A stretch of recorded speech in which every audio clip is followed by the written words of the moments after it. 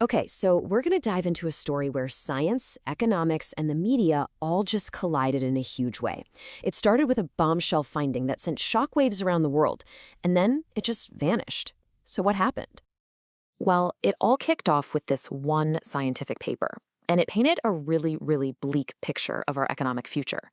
Its predictions about climate change weren't just bad, they were catastrophic. We're talking way beyond what most other estimates had shown. And then the retraction. The journal Nature, one of the most prestigious in the world, literally pulled this study. It essentially wiped it from the official scientific record.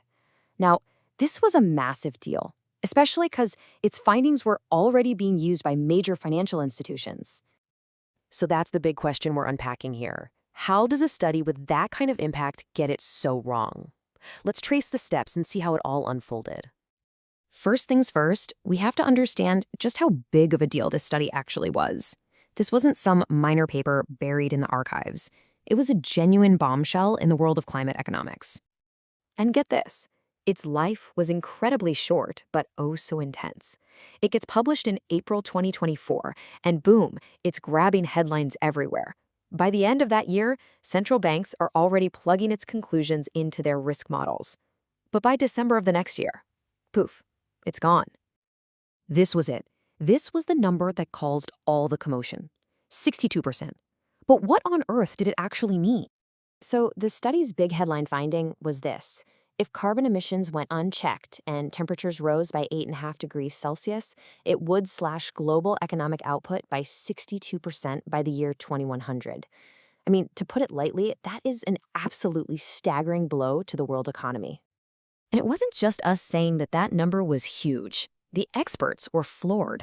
Solomon Xiang over at Stanford pointed out that for years, a 20% hit was kind of seen as the worst case scenario.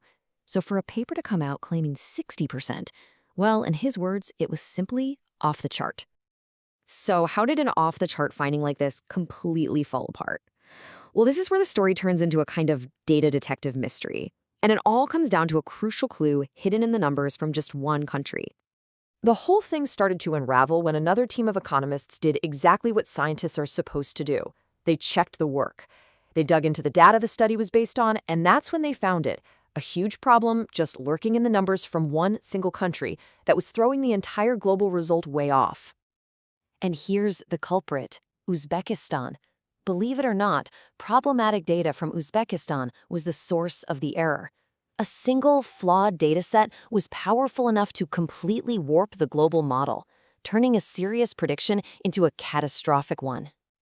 Okay, so once the error was flagged, the next logical step was to see what the numbers looked like without that flawed data.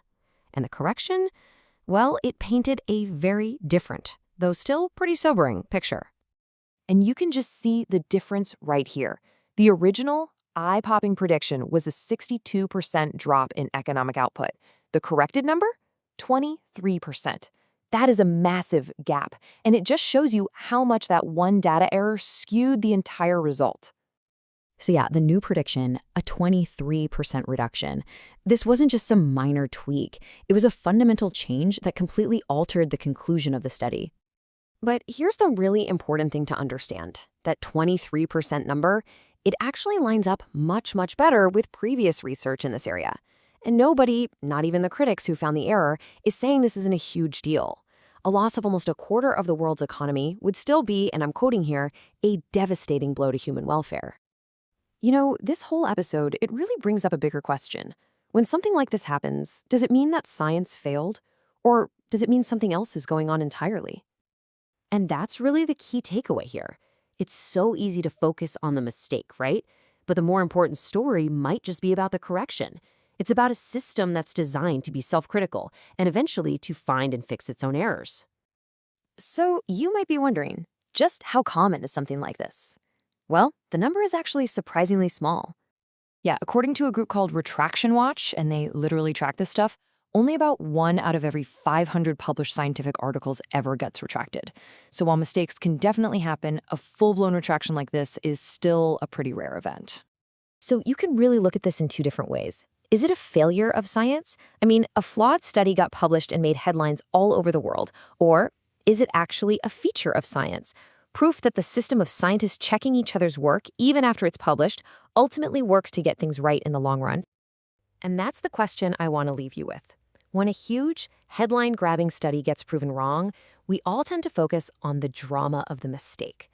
But maybe the real story, the one that tells us more, is the quiet, methodical process of scientists finding that error and setting the record straight.